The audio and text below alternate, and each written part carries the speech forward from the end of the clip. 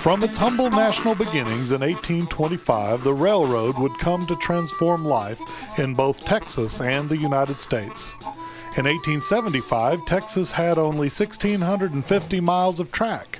By 1900, almost 10,000 miles of additional track had been laid, crossing the state from east to west and north to south. When the railroad connected towns in West Texas, it did more than just propel a big piece of smoking machinery down iron tracks. It brought the rest of the country to your doorstep. As railroads were built, they made and unmade communities. Abilene became the Taylor County seat because Claiborne Merchant and other prominent cattlemen in the area made a deal with the Texas and Pacific Railroad. They provided the railroad with land for a depot, siding, and cattle loading pens in exchange for preferential treatment in the establishment of a new town near land they owned.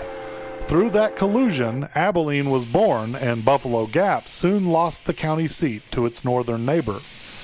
While some men tried to take advantage of their contacts with the railroad for personal gain, the arrival had many more positive effects on the region. All aboard! Suddenly, folks in Buffalo Gap were integrated into larger national markets, able to send cattle and cotton to faraway places like Chicago and New Orleans.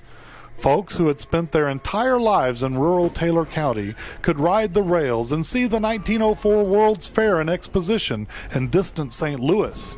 Sears and Roebuck, who published an annual mail-order catalog that contained virtually everything you could want, would ship your order in a matter of weeks instead of months. There were myriad spin-offs from the growth of the railroad industry. The Texas and Pacific Coal Company, established near Thurber, extracted regional coal deposits to help fuel the Iron Horse. Not only were new companies created to meet the demands of railroads, but organizational techniques used on the railroads were transferred to American business.